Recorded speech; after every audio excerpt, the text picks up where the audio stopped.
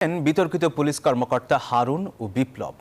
এই দুই কর্মকর্তা ছাড়াও গোয়েন্দা নজরদারিতে আছেন আলোচিত সমালোচিত আরও কয়েকজন শীর্ষ পুলিশ কর্মকর্তা। শিগগিরই তাদের গ্রেফতার করা হবে বলে জানিয়েছেন অতিরিক্ত কমিশনার রেজাউল করিম মল্লিক।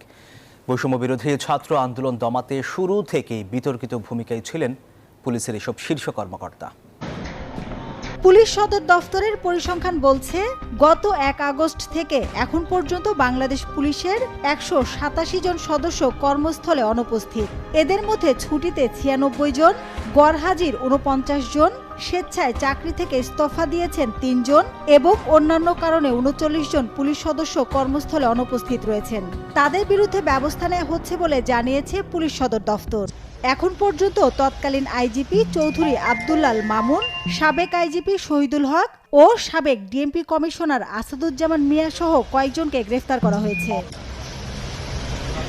তৎকালীন ডিএমপির অতিরিক্ত কমিশনার মোহাম্মদ হারুনুর রশিদ, যুগ্ম পুলিশ কমিশনার বিপ্লব কুমার সরকার, যুগ্ম কমিশনার এস.এম. মেহেদী হাসান, অতিরিক্ত ডিআইজি প্রলয় কুমার জোয়াদ্দার সহ বিতর্কিত ও সমালোচিত অনেকেই এখনও লাপাত্তা। সবচেয়ে বিতর্কিত হারুনুর রশিদের বিষয়ে গুঞ্জন রয়েছে, তিনি গণপিটুনির শিকার হয়ে একটি বাহিনীর হাসপাতালে ভর্তি ছিলেন। তার বিরুদ্ধে অন্তত ৫০টি হত্যা মামলা রয়েছে।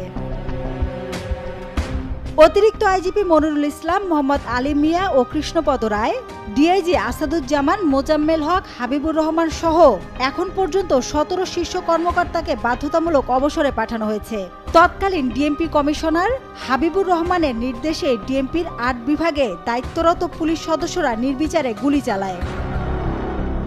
ডিএমপিডিবির অতিরিক্ত কমিশনার রেজাউল করিম মল্লিক জানান, আলোচিত পুলিশ কর্মকর্তা হারুনুর রশিদ, বিপ্লব কুমার সরকার সহ বেশ কিছু শীর্ষ কর্মকর্তা দেশেই আছেন। শিগগিরই গ্রেফতার করা হবে তাদের। ডিআইজি হারুনুর রশিদ, বিপ্লব কুমার সরকার, এনাদের নাম আছে। তো তাদের অবস্থান সম্পর্কে আপনাদের কোনো আইডিয়া? এটা আমাদের মোবাইল ট্র্যাক করি, তারপরে ট্র্যাকিং করি।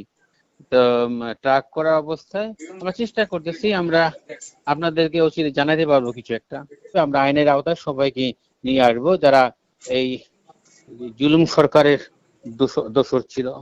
এদিকে সাবেক এই পুলিশ কর্মকর্তা মনে করেন, এসব কর্মকর্তাদের আইনের আওতায় এনে